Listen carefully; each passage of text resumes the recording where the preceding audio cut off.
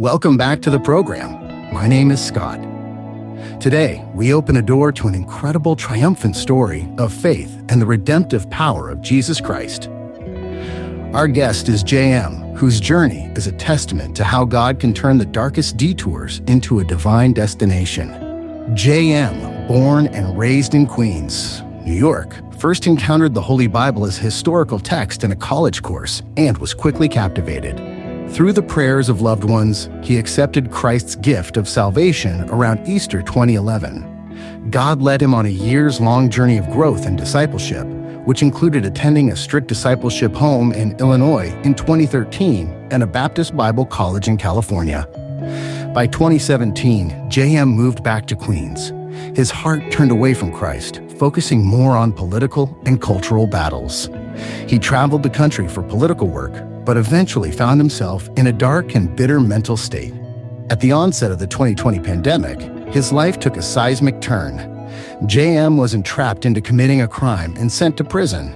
However, here is where the story takes a turn toward the true light. While incarcerated, the Lord sustained him and his then-girlfriend. Their faith held them together until his release in the fall of 2023. They married in 2024 and now have a beautiful baby daughter. JM is now ready to share his powerful story of redemption through his work with CA Jail Outreach. Today, we'll discuss how God found JM, how he struggled in the secular world, and what it truly means to hold down the fortress of love and faith when you are behind bars. We have a saying, we don't say goodbye, we say, until the trumpet blows. Let's push forward until he comes. God bless you.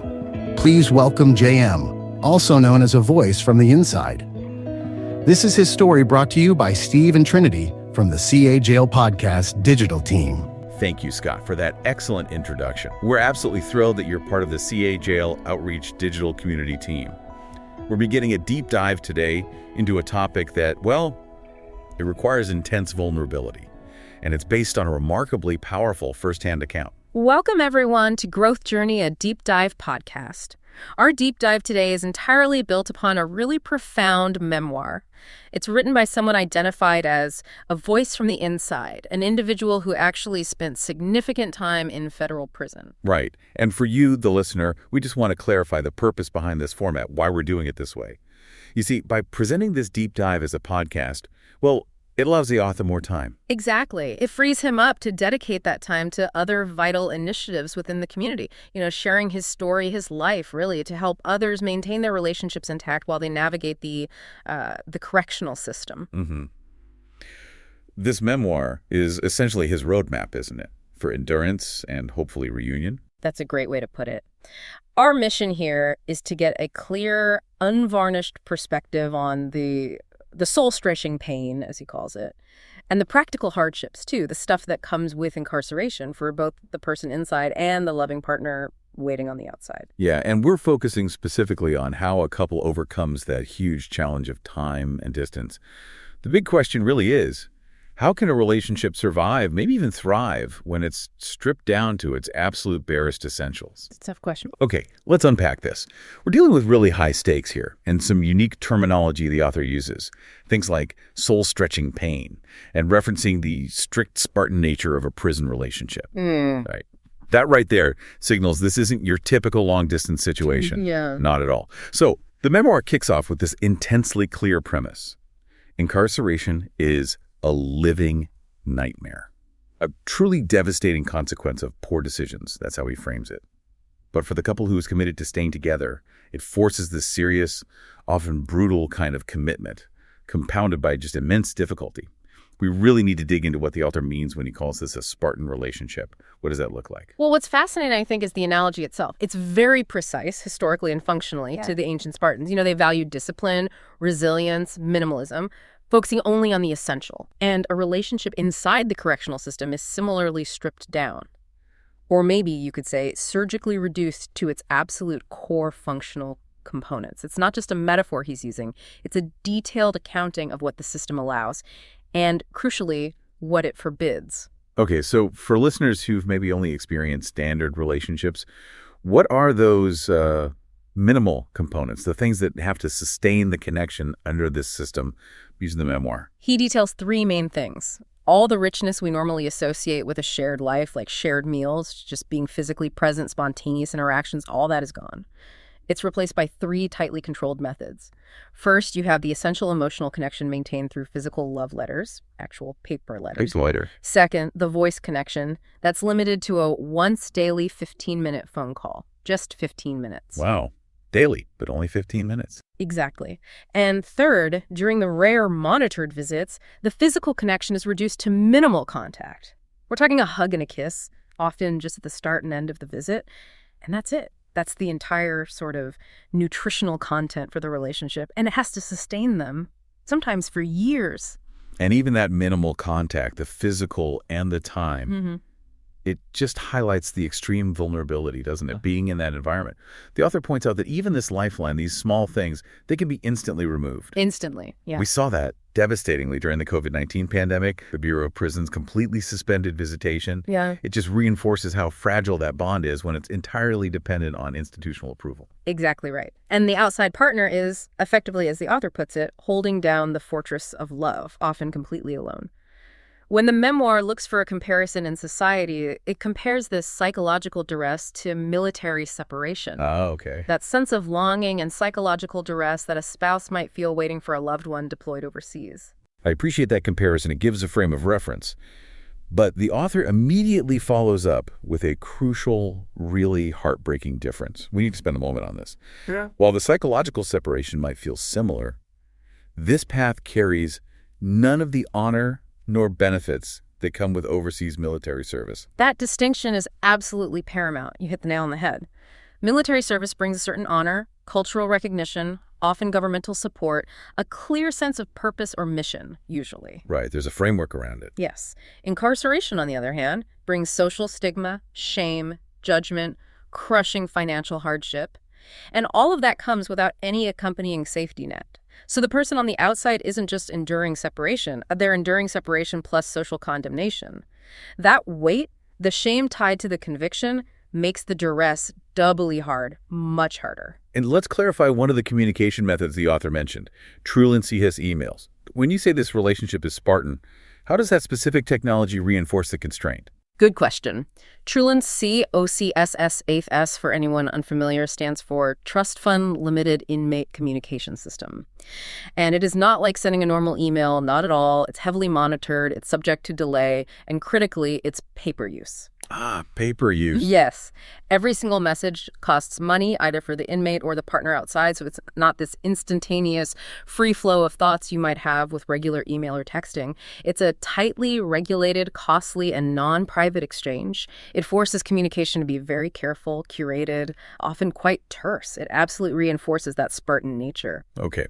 Despite all these constraints, these really harsh limitations, the memoir introduces something counterintuitive. He calls it a unique phenomenon. If love and faith are somehow maintained, the relationship can actually grow richer as the sentence matures, culminating, potentially, in a most glorious reunion. How can distance, which statistically seems to destroy most relationships in this context, actually make the heart grow fonder here? It really speaks to that intensive purification process you mentioned earlier, maybe. The separation basically eliminates all the superficial elements of the relationship. Shared consumption, convenience, casual intimacy, domestic comforts, all gone. So all that's left is the absolute essence. Commitment, emotional support, shared goals. If those foundational elements are truly sound, the relationship gets refined by the pressure, not eroded. So it becomes a test of pure intentionality. It really forces the issue. Yeah. The analysis point seems clear then. This growth isn't automatic. It's not a passive thing. The separation itself doesn't magically strengthen the bond. It's the deliberate, often agonizing effort. That's it, the effort. The effort of communication, support, shared spiritual focus. That's what does it. Precisely. It's an active choice every single day to use those 15 minutes well, or to write that letter. And not just to complain about the hardship, which would be understandable, but to actually build something positive. The author's testimony is so powerful because he lived this. He was one of the fortunate souls, as he says, who experienced this growth over nearly 3.5 years. He talks about the glorious edifice of undeniable love they built together. An edifice. That's such a strong image, a grand building. It suggests structure, planning, resilience. And this edifice It wasn't built with, shared vacations or expensive gifts. It was built stone by stone, using only those limited resources available. The precious letters, those monitored Truland SE emails, and every single visit. It implies that every interaction had to be structural. It had to carry profound weight. Yes, every touch point mattered immensely. It had to be a moment of planning or affirmation or shared vision, not just shooting the breeze. No room for small talk, really. It all had to count. But now we have to pivot. We have to move from that qualitative experience, that possibility of growth, to the cold, quantitative reality. The memoir forces us, and you, the listener, to confront what it calls the hard truth. It really underscores the statistical war that these couples are fighting, maintaining commitment under these circumstances. It's a victory against overwhelming systemic odds. Yeah, we really can't rush past these numbers. They explain the stakes involved. They're stark. Let's start with the statistics for men, straight from the memoir. They're devastating. They really are. For men, the failure rate is just staggering. It's estimated that 80% of marriages for incarcerated men break up between their arrest and the end of the first year in prison. 80% in the first year, between arrest and the end of year one. Yes. Think about the gravity of that. 4 out of every 5 couples cannot withstand that initial shock. The economic collapse, the legal battle that happens before and right after sentencing. The marriage often dies before the prison sentence truly even begins. That's gut-wrenching. And that devastating statistic is followed by one that's even more sobering regarding women. For female inmates, the divorce rate is reported to be closer to 100%. 100. It's almost total, and this really highlights the immense gender differences in societal and, frankly, economic expectations. When the man is removed from the household, society often expects the woman to hold the family together somehow. Right. That's the expectation, fair or not. But when the woman is removed, the support structure often just disintegrates. It's compounded by historical expectations, women as primary caregivers, nurturers, plus the loss of her income if she was working, and just her presence is often seen as unbearable by the partner left on the outside. And time itself becomes the enemy here. The length of the sentence acts like a relentless ticking clock. The memoir notes that each year of incarceration increases the odds that an inmate's marriage will end in dissolution either before or after release by an average of 32%. 32% per year. It's not a slow, steady decline. It's an exponential compounding of risk. Every year makes it significantly harder. Wow. And that 32% yearly increase, it connects directly to the 4 primary sources of strain the author identifies. Incarceration basically introduces these destructive forces right into the relationship dynamic itself. The memoir points to less marital love, obviously, more relationship violence, and that can manifest as financial control, emotional manipulation, psychological distress exerted from the inside. Not necessarily physical violence, then. Not always, no. It's often more insidious. Then more economic strain, which is huge, and significantly greater odds of extramarital sex. So while incarceration is the root cause, the analysis shows these secondary effects, the strain, the lack of love, the infidelity risk, these are often the things that actually kill the relationship. Those 4 strains listed, they explain roughly 40% of why these marriages dissolve. The prison system sets the stage, but it's the financial stress and the emotional collapse that often deliver the final blow. Absolutely. And the weight of managing those secondary effects, it falls almost entirely on the outside partner. The memoir is very explicit in detailing the crushing hardship faced by the spouse who's waiting. It's not just financial insecurity from lost income, which is bad enough. It's the sole, unrelenting burden of parenting, household management, all the economic responsibilities. Let's really unpack the financial cost for a second, because this feels like where the system imposes one of its cruelest burdens. The memoir notes that just maintaining contact, those required calls, the emails, the visits, it's expensive. Extremely expensive. We're talking about high costs for the Bureau of Prisons phone systems, which charge exorbitant rates for those short 15-minute calls. There are fees for services like JPay or Truland NES for the emails. And then there's the substantial expense and time commitment for travel and maybe lodging just to make visits happen. Prisons are often located hundreds of miles away. So it creates this debilitating cycle, doesn't it? The outside partner loses a salary or a significant portion of income, yet she's actively spending money, maybe going into debt or draining savings. Exactly, just to keep those basic lines of communication open, the emotional and structural lines. She's essentially paying a high premium for a significantly reduced quality relationship. It's like an economic tribute just to maintain hope. This immense financial and emotional pressure, It leads to that intensely difficult, pragmatic compromise the memoir describes regarding intimacy. The man is inside, obviously without physical intimacy. Yet the author notes some men pragmatically accept the potential of their wives cheating, provided they just wait for them. Just be there when they get out. This is a moment of just profound psychological devastation described in the memoir. It observes with chilling accuracy that this acceptance costs him his dignity. It's the moment the incarcerated man feels forced to sacrifice a core expectation of marriage fidelity, not because he wants to, but out of sheer desperation, the fear of total abandonment. Wow. He gives up his dignity, hoping to preserve the commitment itself. It highlights the profound emotional subjugation that the system enforces. It really speaks volumes about the vulnerability and the despair felt by the person inside. Okay, so given these destructive forces we've just laid out, the 80% failure rate, that compounding 32% annual risk, the economic drain, the potential loss of dignity, the memoir pivots. It argues that a powerful external counter-strategy is absolutely required for victory. And that brings us to the section titled, Building a Foundation on the Rock. Indeed. And the author frames this not as, optional advice or a nice suggestion. It's presented as the essential requirement for victory. Using that biblical metaphor, the wise man building his house upon the rock to weather any storm. The memoir stresses that for a relationship enduring incarceration, nothing less will suffice.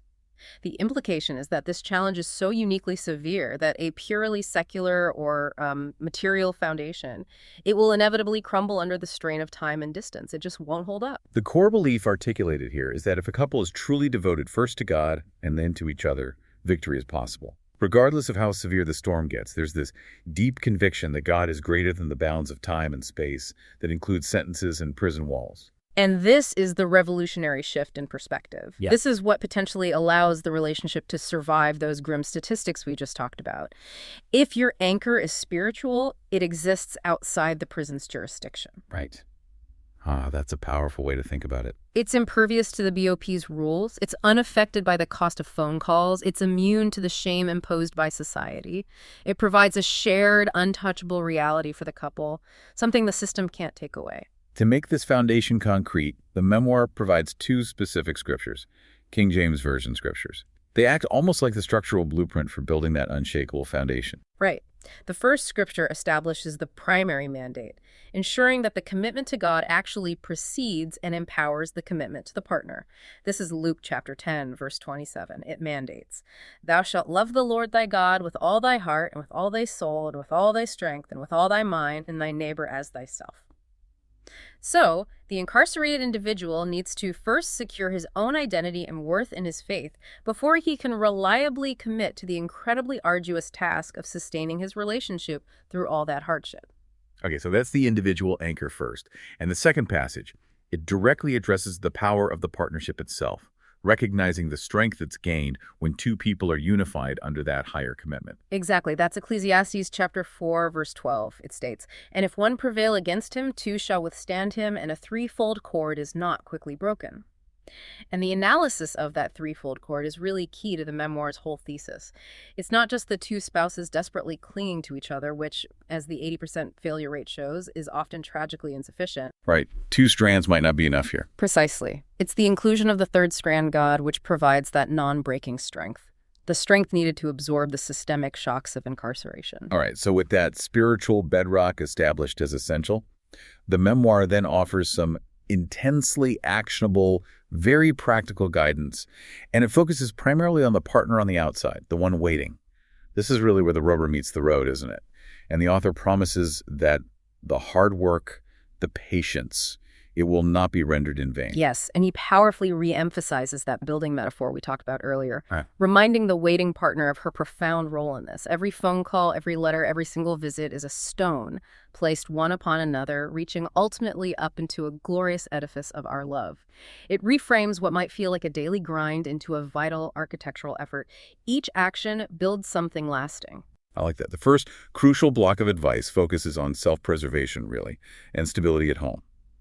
The waiting partner must prioritize herself and the family unit first so she's capable of sustaining the man inside. And this requires very practical, grounded actions, especially when facing chaos. Yes. The list provided is quite comprehensive. First, immediately taking charge of the finances and the budget. This often means learning complex financial management skills pretty much overnight. Securing power of attorney, maybe restructuring debts, figuring out how to manage all the household expenses on a dramatically reduced income. If the home front collapses financially, the relationship's chances just plummet. Makes sense. Beyond the financial, there's the emotional and familial responsibility. She has to keep the children healthy and, critically, make sure they remain connected to their father. She becomes the primary emotional bridge. And recognizing the deep isolation she faces, the memoir suggests seeking out support groups. It specifically mentions prisoners' wives, girlfriends and partners, or PWGP. That support structure is absolutely essential because the waiting partner is dealing with this unique form of social stigma and loneliness.